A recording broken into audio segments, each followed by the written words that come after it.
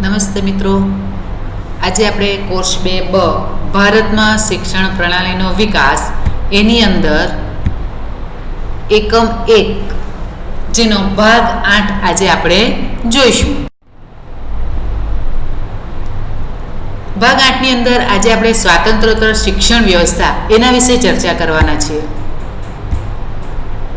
મિત્રો, આઝાદી પછી આપણને જ્યારે આઝાદી મળી 1947, બરાબર, તો આઝાદી પછી રાધાકૃષ્ણ આયોગ 1948-49, વિશ્વવિદ્યાલય અનુદાન આયોગ 1953, કોઠારી શિક્ષણ આયોગ 1964, રાષ્ટ્રીય શિક્ષણ નીતિ 1968 તેમજ નવી શિક્ષણ નીતિ 1986 વગેરે દ્વારા ભારતીય શિક્ષણ વ્યવસ્થાને સમયે સમયે સાચી દિશા આપવાનો પ્રયત્ન કરવામાં આવ્યો.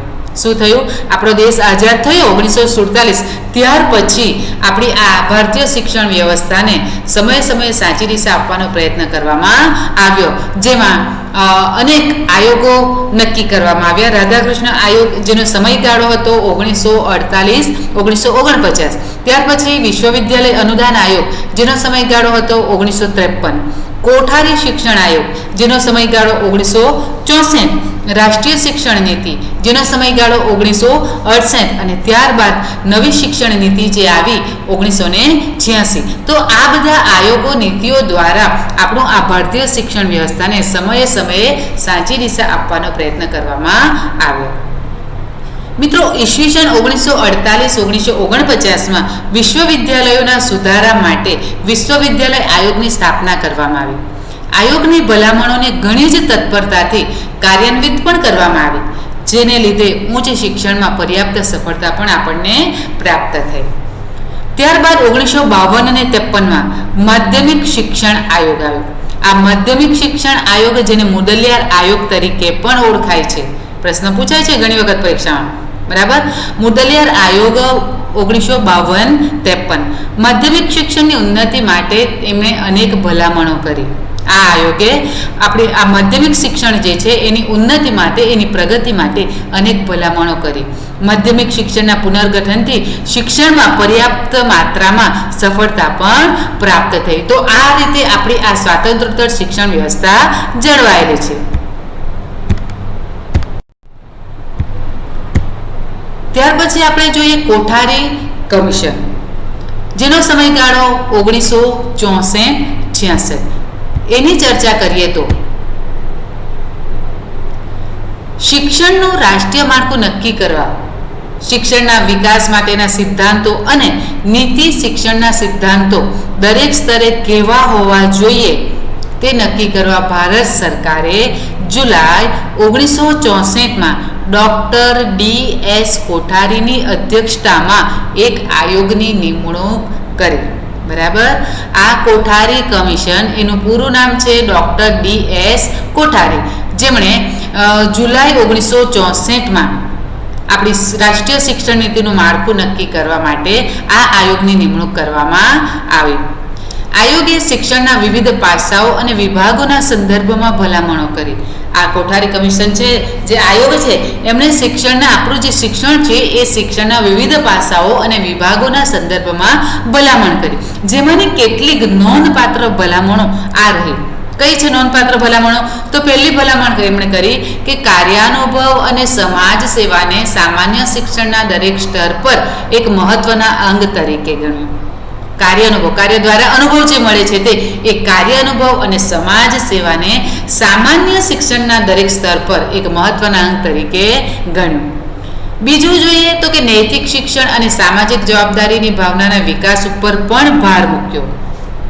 સાથે સાથે માધ્યમિક શિક્ષણ જે છે એ માધ્યમિક શિક્ષણનું વ્યાવસાયીકરણ થયું. શિક્ષકોની તાલીમ અને તેની ગુણવત્તા પર ખાસ ભાર મૂકવામાં આવ્યો. કોઠારી કમિશનની અંદર મિત્રો શિક્ષકો જે તાલીમ લઈ રહ્યા છે, બરાબર, અત્યારે આપણે એક પ્રાથમિક શિક્ષકની તાલીમ જ લઈ રહ્યા છે. આપણે પીટીસી જે કરીએ છીએ એ પ્રાથમિક શિક્ષકની એક તાલીમ જ છે. તો આ તાલીમ અને તેની ગુણવત્તા ઉપર ખાસ ભાર મૂકવામાં કોઠારી કમિશને ભલામણ કરી. ત્રિભાષી સૂત્રની પણ હિમાયત કરી. બરાબર. આપણે ત્રિભાષી સૂત્ર જોવા જઈએ તો સામાન્ય રીતે અંગ્રેજી, હિન્દી અને ગુજરાતી આ ત્રિભાષી સૂત્રની હિમાયત આ કોઠારી કમિશનની અંદર કરવામાં આવી. તો આ કોઠારી કમિશન 1964-66 ની અંદર રાષ્ટ્રીય શિક્ષણ માળખી નક્કી કરવા માટેનો એક આયોગની નિમણૂક થઈ હતી. મિત્રો, ત્યાર પછી આપણે જોઈએ નવી શિક્ષણ નીતિ 1986. નવી શિક્ષણ નીતિનો હેતુ સ્થગિત સમાજમાં પરિવર્તન લાવી તેને વેગવંતો બનાવી તેનો વિકાસ કરી પરિવર્તન લાવવાનો હતો. મિત્રો, એક માર્ક્સનો પ્રશ્ન પૂછાય કે નવી શિક્ષણ નીતિ 1986 નો હેતુ શું હતો? બરાબર. તો કે જે સ્થગિત સમાજ છે, સ્થગિત એટલે અટકી ગયેલો, જેનો વિકાસ નથી થતો, જેની અંદર કોઈ પરિવર્તન નથી થતું, એવા સમાજમાં પરિવર્તન લાવી તેને પણ વેગવંતો બનાવી અને તેનો વિકાસ કરીને પરિવર્તન લાવવાનો આ એનો મુખ્ય હેતુ હતો નવી શિક્ષણ નીતિનો. આના અંતર્ગત લાંબા ગાળાના કાર્યક્રમો અને વ્યૂહરચનાઓ નીચે મુજબ હતા. કયા કયા હતા એના લાંબા ગાળાના કાર્યક્રમો? એની વ્યૂહરચના કઈ હતી?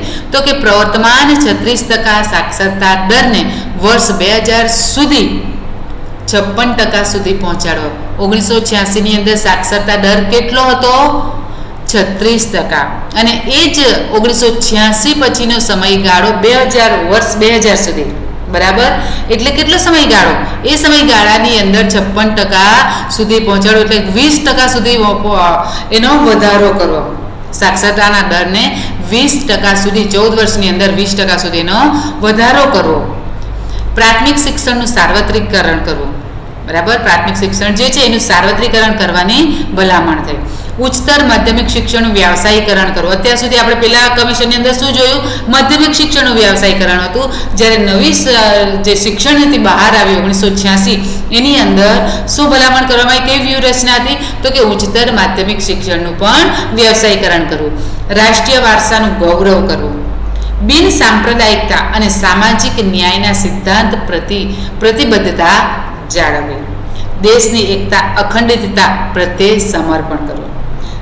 આંતરરાષ્ટ્રીય સમાજના સિદ્ધાંતમાં માન્યતા. તો આવી રીતે આ નવી શિક્ષણ નીતિ પણ અસ્તિત્વમાં આવી અને એની ભલામણોને આધારે આપણી સ્વાતંત્ર્યોત્તર શિક્ષણ વ્યવસ્થા જળવાઈ.